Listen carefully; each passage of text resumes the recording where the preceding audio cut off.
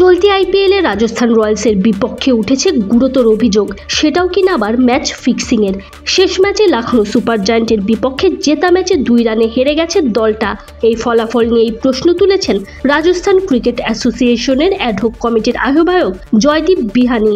ইঙ্গিত দিয়েছেন ম্যাচ গড়াপেটার, তাতেই ক্ষোভে ফুঁসছে রাজস্থান। বিহানির বিরুদ্ধে কড়া ব্যবস্থা নিতে মুখ্যমন্ত্রী, ক্রীড়ামন্ত্রী, এমনকি স্পোর্টস সেক্রেটারির কাছেও অভিযোগ দায়ের করে ফেলেছে টিম ম্যানেজমেন্ট।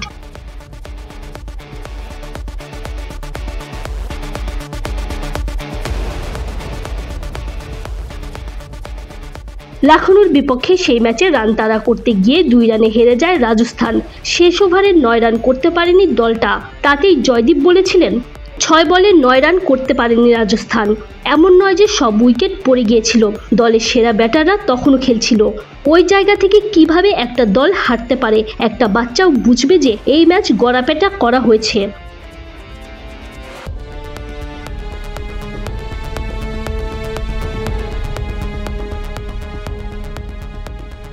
জয়দীপের অভিযোগের পরপরই নড়েচড়ে বসেছে রাজস্থান। দলের এক উচ্চপদস্থ কর্তা দীপ রায় গড়াপেটার অভিযোগকে মিথ্যা, ভিত্তিহীন এবং প্রমাণ নেই বলেই উড়িয়ে দিয়েছেন। দলের পক্ষ থেকে এ বিষয়ে ইতোমধ্যেই একটা বিবৃতিও জারি করা হয়েছে, যেখানে বলা হয়, অ্যাডহক কমিটির আহ্বায়কের আনা সমস্ত অভিযোগ আমরা প্রত্যাখ্যান করছি।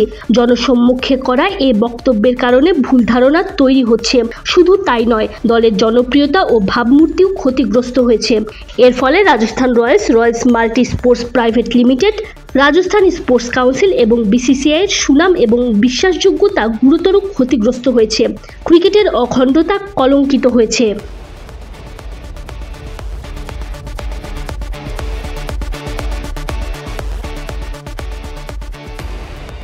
শনিবার লখনৌর বিপক্ষে সেই ম্যাচের শেষ ওভারে বল করছিলেন আবেশ খান।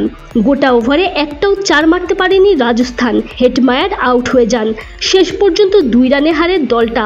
জয়দীপের মতে রাজস্থানের খেলা দেখে মনে হয়েছে জেতার কোনো ইচ্ছাই তাদের ছিল না, যা মানতে পুরোপুরি নারাজ team Rajasthan royals. Tanzim Oishi, BD quick time.